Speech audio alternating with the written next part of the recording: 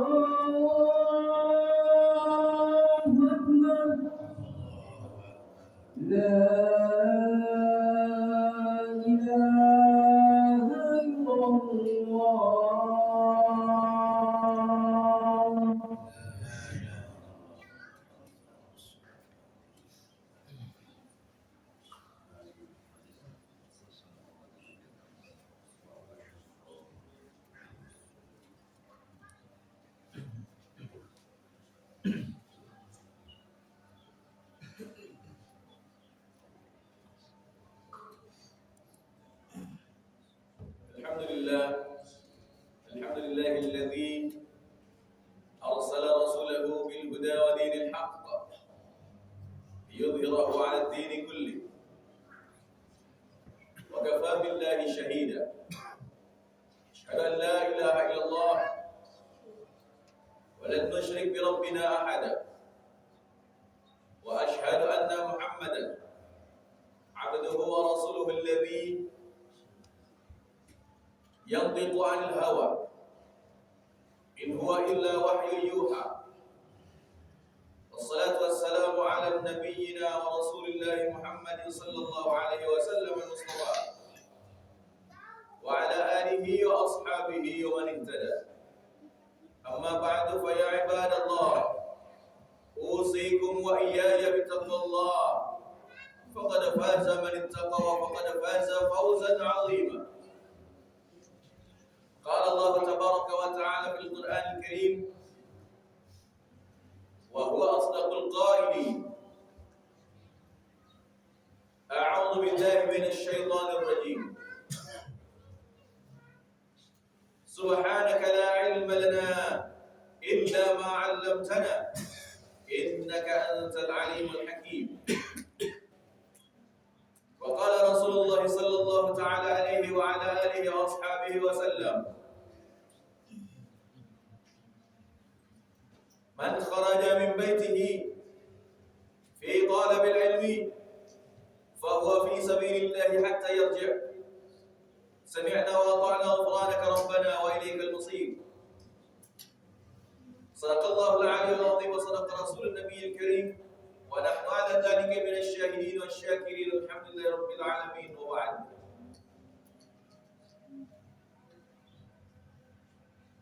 Di awal khutbah tadi, khatib telah menyatakan dan mengajak untuk kita semua bahwasanya bersyukurlah kita kepada Allah seraya memujinya atas segala limpahan nikmat yang telah dicurahkannya pada kita semua. Tentu wabil khusus nikmat paling tinggi, paling mulia dan paling tersegala-galanya ialah nikmat iman dan Islam yang mudah-mudahan sampai kita menghadap Allah pulang ke negeri asal kelak, kita tetap masih dipercaya olehnya untuk memegang teguh, memeluk dengan erat ikatan akidah iman dan Islam kita ini, dan tak tercampur dengan akidah-akidah yang lain, serta kita semangat selalu untuk mempelajari ilmu dalam Islam tersebut. Lebih utama lagi pada hari ini, Sayyidul Ayyam, rajanya hari, edisi 13 Rajab 1447 Hijriah, kita dapat bersua di masjid yang kita cintai, Masjid Ikhbarul Qaryah Pasar Atas Cimahi, dengan keadaan sehat walafiat. Kalaulah ada yang sakit, semoga Allah sehatkan dan juga menjadi penggur dosa, penambah pahala. Amin. Serta alhamdulillah kita masih dicurahkan kesempatan untuk menunaikan ibadah Jumat pada kesempatan kali ini. Semoga ibadah yang kita tunaikan, apapun bentuknya, akan ikhlas kita lakukan karena Allah Subhanahu wa taala, serta sesuai tuntunan berangkat dari jalannya Rasulullah sallallahu alaihi wasallam dalam mengabdikan diri kepadanya. Dan tentunya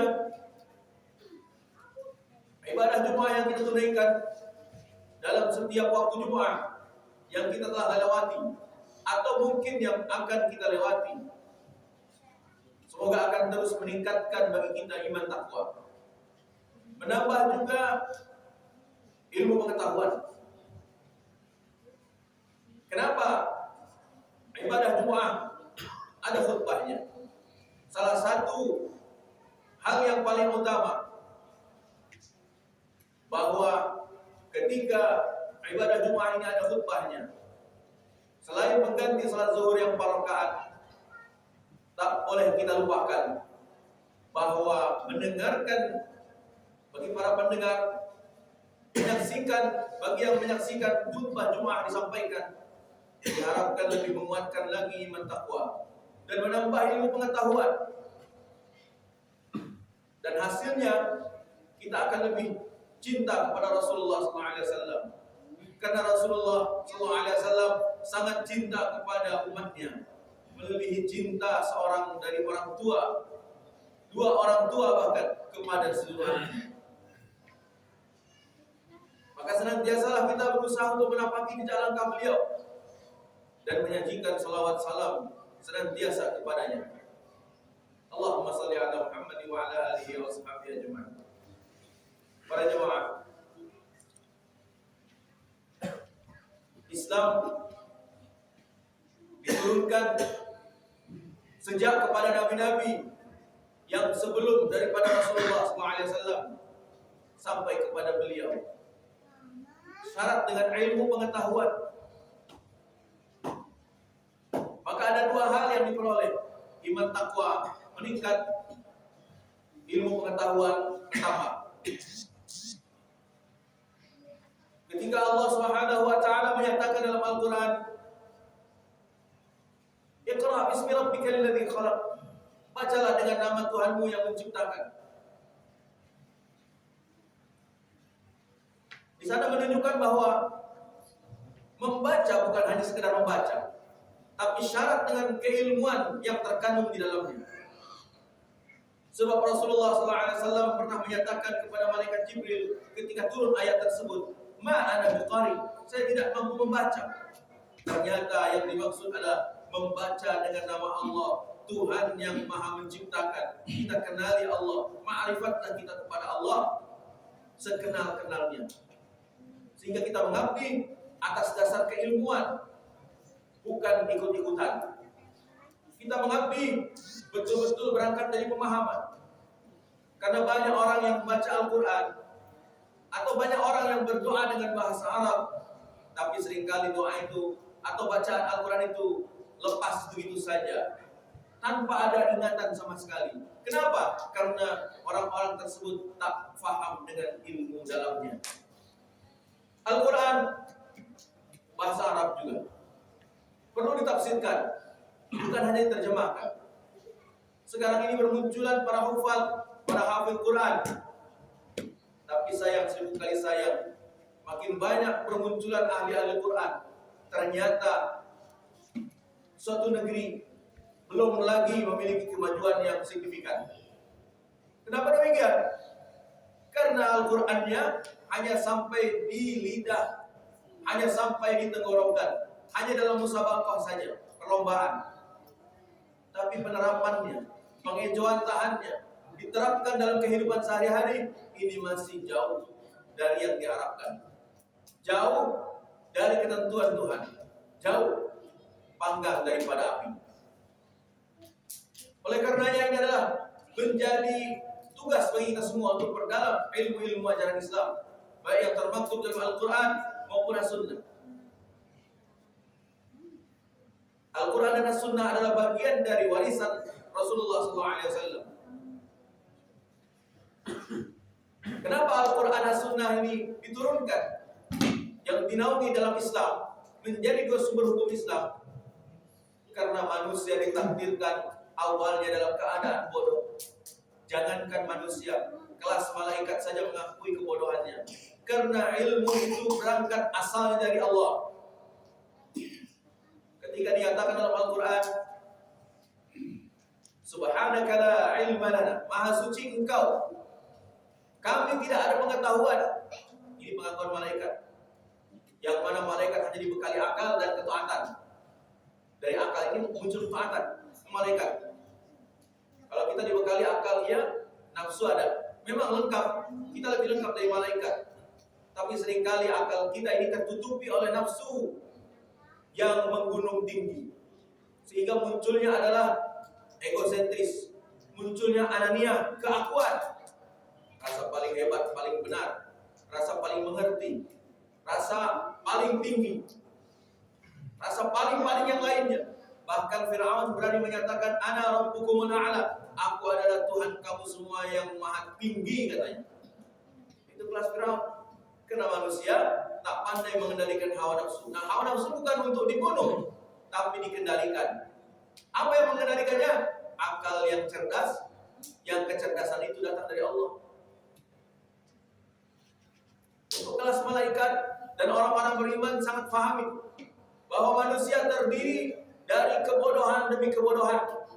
Malaikat pun apalagi. Sehingga sudah sewajarnya manusia menyatakan bahwa la ilma lana, kami tidak ada pengetahuan illa ma'allamtana, kecuali pengetahuan itu datang dari yang telah dicurahkan Allah kepada kami semua. Itu sumber ilmu datang dari Allah. Maka wajar kalau kita betul-betul mengkaji ilmu Islam. Sayangnya makin kesini, guru saya pernah menyatakan, kalau dulu ada pepatah masuk kuping kanan keluar kuping kiri, mungkin masih mending ada singgahnya dalam hati walaupun sejenak. Tapi kalau sekarang masuk kuping kanan keluar kuping kanan, langsung dibangkangi, langsung ada penolakan. Orang-orang sekarang banyaknya begitu. Begitu dikatakan, sekarang sulit orang ini mendengar. Makanya dalam Islam menyatakan sami'na wa ata'na. Ada perintah dalam Al-Quran, kami dengar dan kami taat. Karena mendengar ini adalah perkara yang sulit, susah, repot. Susah orang mau dengar. Seringkali mubaligh, ustaz, ulama berbicara, tapi diskusi di belakang jalan terus. Ngobrol jalan terus. Kenapa? Makanya ada perintah sami'na, dengar dulu, baru taat. Sulit orang mau dengar. Dari pengibaratan sekarang saja, dengan masuknya gadget, HP, orang lebih senang melihat tulisan, lebih senang lihat video, ada gambarnya, ketimbang orang ini mau dengar. Mungkin ceramah, voice note. Ini survei sudah membuktikan banyak orang yang lebih senang ketikan atau lebih senang melihat video, artikel. Itu pun belum tentu dibaca tamat, disaksikannya tamat, belum tentu. Jarang orang yang mungkin boleh dihitung yang mau mendengarkan voice note atau ceramah-ceramah lewat mungkin radio sekarang, jarang. Kenapa? Karena budaya mendengar sekarang ini sudah mulai terkikis. Kalau orang sudah kehilangan keinginan, kenikmatan mendengar, maka ilmu susah masuk pada jamaah, tuan-tuan semuanya. Susah masuk ilmu ini. Sudah terbukti sekarang. Khatib seringkali ngajar, baik itu ngajar di masjid maupun di sekolah. Sekarang ini susah anak-anak sekarang ini mau menghafalkan ilmu. Contoh aja, surah Al-Bayyinah 8 ayat. Zaman-zaman kita kecil dulu 8 ayat insyaallah seayat 1 menit. Boleh 8 menit kita belajar. Sudah langsung hafal. Apalagi itu udah netra, langsung bisa 8 menit boleh hafal langsung, tuan-tuan. Tapi sekarang berpekan-pekan, berminggu-minggu khatib menyampaikan surah Al-Bayyinah, anak-anak ini susah sekali untuk menghafal. Jangankan yang berbahasa Arab, teori yang dalam bahasa Indonesia saja susah sekali pahamnya anak zaman sekarang. Makanya khatib juga mengamanahkan untuk seluruh jamaah dan terutama khatib pribadi, jangan tinggalkan ulama, jangan tinggalkan majelis ilmu, perbanyak guru, datangkan guru, datangi guru. Boleh mendatangkan, boleh mendatangi. Ada yati, harus begitu. Kalau ilmu mau berkah, datangi guru, harus ketemu guru. Talaqi, kalau ilmu mau berkah. Jangan dibiarkan kita ini sepi dari ilmu. Yang asalnya kita ngaji boleh tiap hari di Ikhbarul Qaryah. Jangan dikurang-kurang. Belajar terus. Perbanyak guru. Imam Syafi'i rahimahullah, menurut riwayatnya, menurut sejarah kehidupan beliau, gurunya tidak kurang dari 40.000 orang. Yang imam sepuhnya, guru beliau adalah Imam Malik rahimahullah. Kita belajar dari As-Sabiqun al-Awwalun, belajar dari salafun salih. Rajin mereka memperbanyak itu. Khatib ketika mengisi ta'lim, ada seorang bapak. Bapak ini sudah tua ya, sudah pensiun, umurnya di atas 60 tahun. Kalau khatib ngaji, kalau khatib mimpin ta'lim, menyampaikanlah begitu ya. Beliau ini selalu duduk di depan khatib, paling depan. Dan beliau pasti membekali dirinya dengan bawa meja kecil, pulpen, alat tulis, buku. Setiap khatib menyampaikan sesuatu mesti dicatatnya oleh beliau. Orang seperti ini jarang ketemu. Kebanyakan orang kalau pengajian biasanya tidak bawa apa-apa, ngandalkan Quran yang ada di masjid itulah, tidak dicatatnya, sehingga ilmu susah nempel. Oke, orang-orang di zaman dulu tidak bawa apa-apa karena otak mereka canggih. Kalau di zaman sekarang kita tidak bawa apa-apa, pasti hilang. Mungkin saat itu tahu, cepat hafal, tapi cepat pula lupanya. Atau jangan-jangan untuk anak-anak di zaman sekarang, hese hafal dan jago. Sekarang begitu. Dan ini harus diikhtiari dengan tulisan di rumah lagi. Oh, kayak anak sekolah saja, Khatib. Iya, memang harusnya begitu anak sekolah. Kita hidup dari sekolah terus. Jangan terpaku sekolah ini nih, bangku sekolah saja. Seumur hidup sekolah, tuan-tuan. Perhatikanlah itu. Seumur hidup sekolah. Utlubul ilma minal mahdi ilal lahdi. Tuntutlah ilmu dari mulai ibaratnya kita masih di ais. Tuh, duitnya di ais, dibungkus. Harusnya begitu. Tidakkah kita tergiur dengan janji Allah bagi orang-orang yang thalabul ilmu? Nanti khatib akan teruskan sedikit pada khutbah yang kedua. Barakallahu li wa lakum bil Qur'an wa nafa'ani wa iyyakum bima fihi min al-ayati wa dhikril hakim. Taqabbal minni wa minkum tilawatahu innahu huwas samiul 'alim. Aqulu qawli hadha wa astaghfirullah al-'azim li wa lakum wa li sa'iril mu'minina wal mu'minat wal muslimina wal muslimat al-ahya'i minhum wal amwat fastaghfiruhu innahu huwal ghafurur rahim.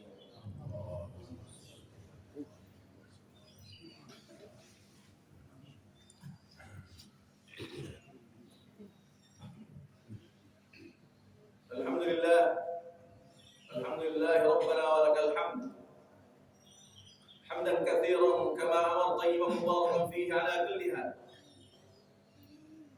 Asyhadu an la ilaha illallah wa asyhadu anna Muhammadar Rasulullah kama yuhibbu rabbuna wa yarda. Allahumma fashalli wa sallim wa barik ala nabiyyina wa rasulillah Muhammad wa ala alihi كما صليت وسلمت وباركت على نبينا ورسول الله إبراهيم وعلى آله إنك حميد مجيد. السلام عليك يا رسول الله ويا عباد الله اتقوا الله. التقوى ها هنا التقوى ها هنا التقوى ها هنا. أما بعد عباد الله hadirin tuan yang terhormat, begitu besarnya pahala bagi orang-orang yang menuntut ilmu dengan benar. Jalurnya berkah. Dia mendatangi ahli ilmu, mendatangi para ulama, sehingga dijanjikan oleh Rasulullah SAW, "Man kharaja min baitihi fi talabil ilmi." Barang siapa yang keluar dari rumahnya masing-masing untuk menuntut ilmu, fahuwa fi sabilillah hatta yarji'. Dia mendapatkan pahala berjuang di jalan Allah sampai dia kembali ke rumahnya. Jadi orang yang berjuang di jalan Allah, seumpamanya dia masih ditakdirkan hidup, maka hidupnya mulia. Tapi kalau ditakdirkan mati, matinya syahid. Yadkhulul jannata bighairi hisab. Insyaallah masuk surga tanpa ditanya. Orang yang talabul ilmi, maka hidupkanlah talabul ilmi. Sebagaimana sabda Rasulullah SAW, talabul ilmi ini bagian daripada jalan kehidupan beliau. Man ahya sunnati faqad ahabbani wa man ahabbani kana ma'i fil jannah. Barang siapa yang menghidupkan jalan kehidupanku, termasuk talabul ilmi di antaranya. Sunnah itu masuk jalan kehidupan di sini ya. Jalan kehidupan Nabi dihidupkan. Sungguh dia telah cinta kepadaku. Barang siapa yang cinta kepadaku, maka dia akan bersamaku di surga. Jadi bohong orang yang aku cinta kepada Nabi, bohong orang yang suka bersalawat kepada Rasul, tapi jalan kehidupannya tidak diikuti, maka itu adalah bohong besar, tuan-tuan. Sebagaimana kepada makhluk pun begitu. Kita menyatakan cinta, tapi apa yang dikorbankan tiada, itu tidak benar, itu pasti bohong. Apalagi ini kepada Allah dan Rasulnya. Kita mengaku cinta kepada Allah, cinta kepada Rasul, tapi jalannya tidak diikuti untuk mengabdikan diri kepada Allah. Itu cintanya bohong, dusta, tidak benar keislamannya. Oleh karenanya, tuan-tuan yang terhormat, mari kita sama-sama perbaiki diri. Kalaulah kita memang masih kurang untuk talabul ilmi, kurang dekat sama ulama, itu adalah jalannya supaya iman Islam, iman takwa, ilmu pengetahuan meningkat, nambah. Seperti halnya HP, jangan nunggu mati HP baru dicas. Tapi ketika sudah terasa, sudah tampak kode-kode baterainya low, itu mesti dicas segera. Iman kita pun begitu. Kalau kita sudah terasa mulai malas sama ibadah, cepat-cepatlah dekati ulama, cepat-cepatlah belajar, minta nasihatnya. Seperti halnya sahabat Ibnu Maktum radhiyallahu anhu, seorang tunanetra di zaman Rasulullah SAW yang diabadikan dalam surah Abasa wa Tawalla. Dia Rasulullah Muhammad SAW bermuka masam dan berpaling ketika datang seorang buta kepadanya. Maksud hikmah di sini adalah orang buta tunanetra saja mendatangi, bukan didatangi. Datang anja'ahul a'ma. Maka menurut tafsir guru saya pernah menyatakan bahwa ada 3 hal untuk thalabul ilmi biar sukses. Umi Maktum punya 3 hal ini. Sahabat Sayyidina Umi Maktum radhiyallahu anhu yang tunanetra punya 3 hal ini. Apa di antaranya? Yang 3 ini adalah ja'a, yas'a, yakhsha. Dia datang. Yang pertama ja'a, dia mendatangi. Secara singkat Khatib jelaskan. Yang kedua, yas'a, dia berusaha bagaimana caranya supaya ilmu dia dapatkan. Dan yang terakhir, yakhsha, dia takut kepada Allah supaya ilmu ini sudah betul-betul diterima, jangan sampai ilmu ini tidak dapat diperoleh. Dia takut kepada Allah, jangan sampai tauhid, hidayah, taufik itu lepas dari dia. Sekarang ini banyak tuan-tuan, ibadah Allah, orang yang sekarang seperti rajin sholat Jumat datang ke masjid, tapi di sholat lain tidak, maka perlu hidayah taufik di sini. Jangan sampai lepas. Khawatirilah kita yang sudah masuk masjid ini, apakah dijamin asar nanti datang lagi di sini? Belum tentu. Apakah dijamin nanti? Jangankan datang ke sini, hidup aja belum tentu kita dijamin nanti. Maka oleh karenanya para jamaah, sudah banyak pendahulu-pendahulu kita yang pergi meninggalkan kita dengan jejak-jejak langkah dakwahnya, termasuk kesepuhan kita Abah Haji Kobar Jaya almarhum rahmatan wasi'atan alaih, Allahumma ghfir warham wa barik. Amin ya mujib as-sa'in. Itu sudah jelas. Beliau meninggalkan tapak lacak jejak dakwah dan mengamanahkan kepada kita-kita yang masih ada di sini yang belum pulang, ayo teruskan jejak langkahnya. Jangan sampai kita menjadi dosa karena tidak meneruskan jejak langkahnya. Itu yang paling penting. Berusaha. Saya bilang tadi sebelum khutbah, biasanya beliau dekat saya, duduk di belakang. Sekarang beliau sudah tiada. Yang duduk di belakang, yang pas di belakang imam itu beliau, dan harus ada yang meneruskan duduk di belakangnya. Apalagi keilmuan yang disampaikannya, harus ada yang meneruskan. Mudah-mudahan kita semua dapat meneruskan perjuangan dakwahnya. Dan tentunya masjid ini terus akan berdiri kokoh ila yaumil qiyamah. Mohon maaf lahir batin, saya jarang kesini karena posisi yang jauh di Palembang sana. Tapi mudah-mudahan dengan niat silaturahim, insyaallah kita pasti akan bertemu lagi insyaallah. Tuhan tentukan pertemuan kita bukan hanya sekedar dunia ini juga, tapi pun di dalam surganya kita akan bersama-sama menatap wajah Allah Subhanahu wa taala sebagai puncak kenikmatan tertinggi. Mohon maaf lahir dan batin. Semoga ada manfaatnya. A'udzu billahi minasyaitonir rajim. Bismillahirrahmanirrahim. Wal 'ashri innal insana lafi khusr illa alladziina aamanu wa 'amilus shalihati wa tawassaw bil haqqi wa tawassaw bis sabr. Innallaha wa malaikatahu yusalluna 'alan nabi. Ya ayyuhalladzina aamanu shallu 'alaihi wa sallimu taslima. La ilaha illallahul 'azimul halim. La ilaha illallah rabbul 'arsyil 'azim. La ilaha illallah rabbus samawati wa rabbul ardi wa rabbul 'arsyil karim.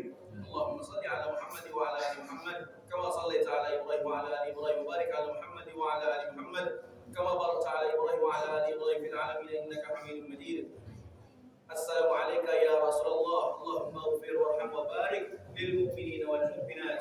Allahumma ighfir lana warhamna wa barik lana wa liwalidina وللمعلمين والمعلمات ولجميع المؤمنين والمؤمنات وللمسلمين والمسلمات الأحياء منهم والأموات من مشارق الأرض إلى مغاربها في برها وبحرها برحمتك يا أرحم الراحمين.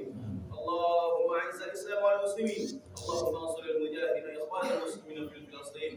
اللهم ادفع عنا الغلاء والوباء والفحشاء والمنكر والربا والزنا والزلازل والمهن وسوء الفتن ما ظهر منها وما بطن من بلدنا هذا إندونيسيا وفلسطين خاصة ومن بلدان المسلمين عامة يا رب العالمين إنك على كل شيء قدير.